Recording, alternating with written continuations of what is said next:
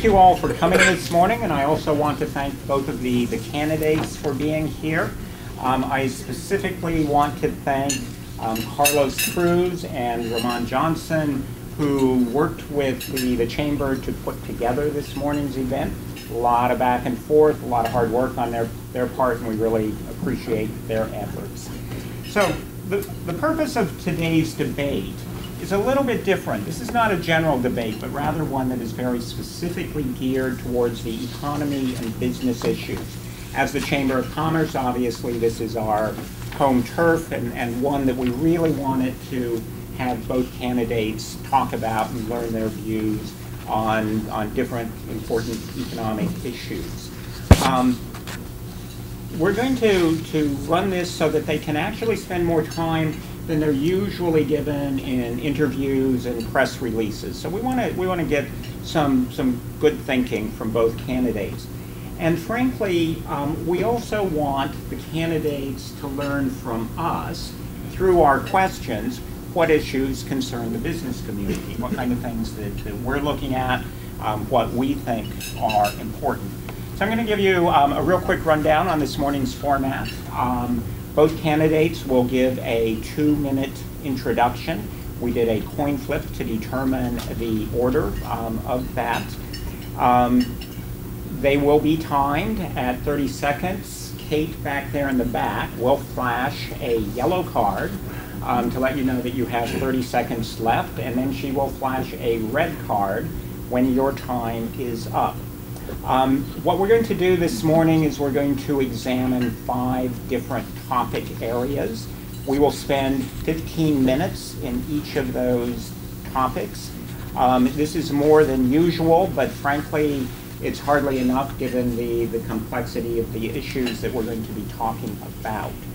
We want the debate to primarily be a discussion between the candidates.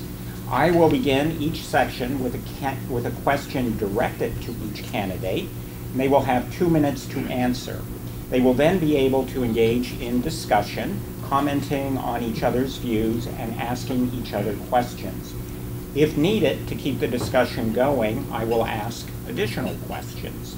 If either candidate goes off topic, it's my job to direct them back on topic.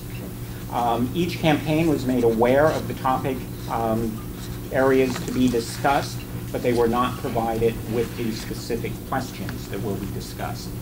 At the end of the debate, each candidate will have an opportunity to make a 2-minute summary statement.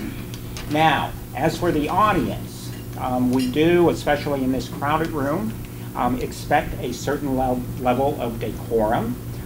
So that means no clapping, no cheering, and no rude noises during the discussion. Debates are not usually done at breakfast, and so absolutely no throwing of food, especially at me. With that understood, we will go ahead and get started. Mr. Chivukula won the coin toss, and so he will start with his 2-minute introductory statement. Thank you very much. First, I would like to thank Gateway Chamber of Commerce for bringing us together, and it's very important that the 2 candidates, I want to thank Congressman Leonard who's been serving the 7th District, to bring about a discussion about topics of interest to the citizens, so that way the democracy and democratic process continues forward. I began by starting in India. I was born in India, came to the United States, make a choice, applied to one college to go to City College, New York, and got admission. And life is all about choices, and made one college admission because I had limited resources, and studied at City College, got my master's degree in electrical engineering. Then I worked in the industry for 30 years and wanted to give back to the community and ran for public office, was elected as a council member, mayor, and subsequently was elected to the state legislature, where I have been serving for the last 10 years. I have a number of legislation that have become law, and I worked with both Democratic as well as Republican governors. And I believe that we have to look at what the opportunity, the American dream. People like myself, I have the opportunity to experience and live the American dream. I want to make sure that is continued for future generations. And this country is built on optimism and opportunity, and there is a tremendous amount of pessimism that pervades us. We should all be concerned about that. We should demand more from our elected officials so that way they solve the problems of the people. As an engineer, I solve the problems, and I want to do that. And I've been in the AT&T Bell Labs for a number of years. I worked in the 7th Congressional District. Thank you. Thank you. Mr. Lance. Thank you very much, and good morning to you all. And it's always a pleasure to be at the Gateway Chamber of Commerce. And thank you for inviting me back regarding this forum. My thanks to you, Jim, for hosting the event. And I'm pleased to be here with my colleague from the state legislature, Assemblyman Chivukula. The congressional districts change. We go from 13 to 12, and as a result, the 12 congressional districts that remain are greatly enlarged. This district goes from 54 municipalities to 75 municipalities. And here in Union County, I am pleased that the district will continue to include the suburban municipalities in this county: Berkeley Heights, Clark, Cranford, Garwood, Kenilworth, Mountainside, New Providence, Scotch Plains, Springfield, Summit, Union, Westfield, and Winfield. Not all of Scotch Plains, a little bit of Scotch Plains, and a good deal more of Union Township. The principal issue confronting the American nation is the state of our economy. And I'm pleased we will be concentrating on issues related to the economy this morning. The economy is not as strong as anybody would like. In the 25 town hall meetings I've held over the last 2 years, in many of the telephone town hall meetings I've also held, the principal question I am asked is, how can we improve the state of the American economy? Since coming to Congress, I have worked in a bipartisan capacity to support policies to jumpstart our economy and to get more Americans working. We know that small business is the engine of creating jobs. 7 in 10 new jobs will be created by small business in this country. Too many small businesses are struggling to expand under the weight of higher taxes, red ink, overregulation, runaway federal spending, and rising energy prices. That's why I am proud of my record of support in a bipartisan capacity to move the economy forward. I look forward to our discussion this morning on the important economic issues facing the nation. Thank you. Thank you. So we will now begin with the questions. The first area of discussion is healthcare. And Mr. Chivukula, I would like to address the first question to you. And that is that the centerpiece of the Affordable Care Act is the personal mandate requiring that pretty much all Americans pay for health insurance. Many economists have pointed out that this mandate is in fact a regressive tax which shifts wealth from the young, less affluent to the older and more affluent people in the country. Can you explain why this is being done and why it's important? Thank you very much, Jim.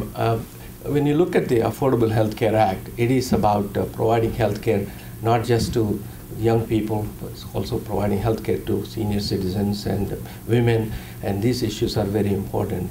When you have a healthcare program, if your insurance is spreading the risk across the board, and we need to have young people as well as people who are sick and people who are not so sick.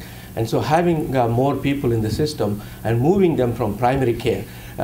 Right now, a lot of the people who are uninsured end up in emergency rooms. If you can shift the emergency room care to primary care, you are going to bring down the cost of providing health insurance. That's why we need more people on the insurance, so that way people who are uninsured and underinsured will be covered by providing access. The Affordable Health Care Act does not just give you health insurance, it provides you access to health care through health insurance exchanges where you can have an opportunity to shop around and buy the health insurance. It is a very important part because when you look at some of the movement opponent, Congressman Lance, he claims that he voted 32 times against the Health Care Act, but he has not provided any opportunity to how we can address the issue of bringing down the health care cost by moving it from emergency care to primary care. Also, a lot of the issues with respect to preventive care aspects are going to cut down the cost of health care over a period of time, and also trying to protect the seniors from their Medicare being changed to voucher care, and trying to help women's healthcare issues, especially poor women trying to fund a Planned Parenthood. All these issues are very important, and those are covered under the Affordable Health Care Act. So, Mr. Lance, I think Mr. Chivukula raises a good point, and actually the question that I was going to ask of you. You have voted numerous times to repeal the Affordable Care Act. Can you explain how we can solve the health care crisis if a large portion of people do not participate in the system? Yes, thank you. I did not support the Health Care Act. What I have said is that it should be repealed and replaced. Accent on replaced as well. The status quo ante is simply not good enough, and I think we have to work together in a bipartisan capacity to move forward to reform the health care system. My concern with the act as it was enacted, and it was enacted on a purely partisan basis, is that it is a tax, and I do not favor raising taxes in our society. The only reason that it was held to be constitutional was not under the Commerce Clause, but under the Taxation Clause, and there will be several Americans who will be taxed as the result of it. I also have great concerns about other aspects of the legislation, IPAB, the board that will be established, unelected officials in Washington, 15. I do not think that is a good idea, and incidentally, in a bipartisan capacity in the House of Representatives, we do not think that is a good idea. Congressman Pallone does not think that is a good idea. That was added to the legislation in the United States Senate. I favored an alternative that was put forth by a group with which I am associated. The moderate Republicans in the House of Representatives were called the Tuesday Lunch Group. And we had an alternative, and I was a co-sponsor of our alternative, that would have bolstered health savings accounts, capped medical malpractice judgments, tort reform, not an inch of tort reform in the legislation, allows insurance companies to sell policies across state lines. It permits small businesses to pool together, and that's important to this audience. And it creates insurance pools for sick people who cannot buy insurance on their own. I'm honored to serve on the Committee of Jurisdiction for this important issue, the Energy and Commerce Committee, and on its Health Subcommittee, and I am the only Republican, the only person in the majority from either New York or New Jersey to serve on this incredibly important committee that will deal with this issue.